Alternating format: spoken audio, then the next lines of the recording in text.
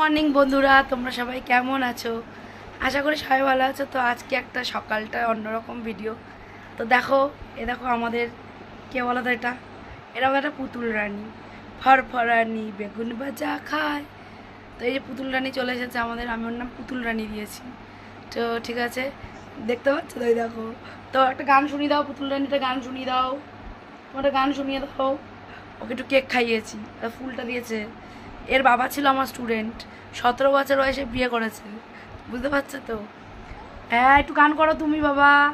ও পুতুল রানী, একটু গান করো, একটু করো। হ্যাঁ, একটু হাত তুলে নাচ করছো, একটু গান করো, গান করো, একটু গান করো, করো একটু গান করো, একটু গান করো।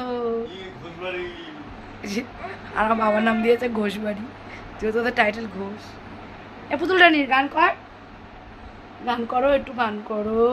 দেখো, দেখেছো? ও হেবি সুন্দর গান করে। দেখো ভিডিও দেখে কেমন করছে গাইস। দেখো তোমরা কে কে পুতুল রানীকে চেনো বলো, ঠিক আছে? চলো, এখন ওখানে ভিডিও করছি, ও ঠাকমার সাথে এসছে।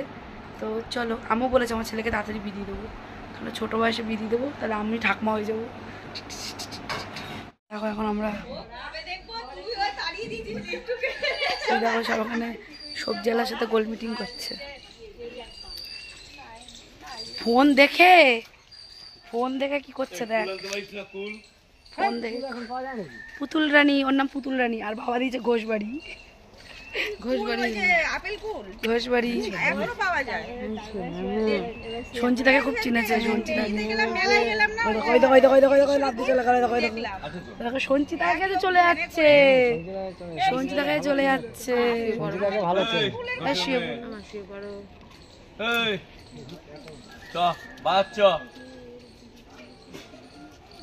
একটু কেক, একটুখানি কেক মুখে খাওয়ালাম। দেখেছো শুয়ে পড়েছে, দেখেছো? দেখো কি সুন্দর কিউটি গাল শুয়ে পড়েছে। এই পুতুল রানী, পুতুল রানী। আলু দিবি না ওদের? তোর কাছে হবে 80 টাকা 100 টাকা, তোর কাছে হবে, বাজারে হবে না। এই আলু দিলি না? ওটো যাবো, ওটো। তো বন্ধুরা দেখলাম পুতুল রানী আমাদের বাড়ি এসেছিলো। তো তারপরে দেখো আমি দুপুরবেলা এখানে একটু বানিয়ে নিয়েছিলাম লাল আলুর পায়েস। তো লাল আলুর পায়েস কারা কারা খেয়েছো অবশ্যই কমেন্টে জানিও। আর লাল আলুর পায়েস এটা আমার শেখা আমার দিদার থেকে, মানে আমার দিদা রান্না করতো ছোটোবেলায়। তো দিদাকে দেখতাম ছোটোবেলায়, দেখতাম পায়েস দিত, মানে কেউ আইসক্রিমের সেম গন্ধ, কী করে বানালা। তো দিদা দেখতাম গোটা গোটা আলুগুলো দিয়ে দিত ওর মধ্যে, দুধের মধ্যে। কিন্তু আমি নেক্সট বারে দিয়েছি, তো এইবারে আলুগুলো ছাড়িয়ে নিয়ে একটুখানি ম্যাশ করলাম, তারপরে আবার একটু সেদ্ধ বসিয়েছি, কারণ এই আলুটুকু একটু কম হয়ে গেছিলো। তো পাড়ার দোকান থেকে নিয়ে এসেছি আমুল দুধ দেখো গরম করে তেজপাতা দিয়ে দিয়েছি, দিয়ে এরপর আমি এর মধ্যে দেবো আলুগুলো।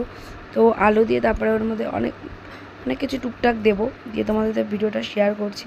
তো দেখো এর মধ্যে কিছুটা আলু আমি দিয়ে দিয়েছি। তো তারপরে এখানে আমি দিয়েছিলাম, তো আমি এলাচ গুঁড়ো দিয়েছি, তার মধ্যে চিনি দিয়েছি, কেন চিনি দিলে এবার দেখো গোটা গোটা কিছু আলু দিয়েছিলাম। তো কিছু আলু দিয়েছি, সেই আলুটা যখন দুধের পুরিতে পুরো গলে গেছে তখন পুরো ঘেটে দিয়েছি। দেখো তখন এরকম টাইপের হয়েছে, মানে একদম মিহি ঘাটা ভালো লাগে, একটু হালকা মুখে মুখে বাঁধবে, মানে দারুণ লাগে।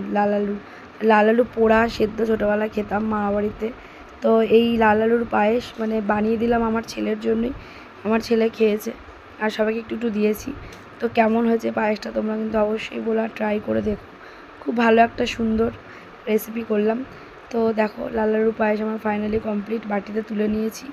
তো খেতে তো খুব দারুণ হয়েছিল, সবাই বলেছে, আমিও হালকা একটু ট্রাই করেছিলাম, খুবই সুন্দর হয়েছিল। তো চলো সবাই ভালো থেকো, সুস্থ থেকো, টাটা।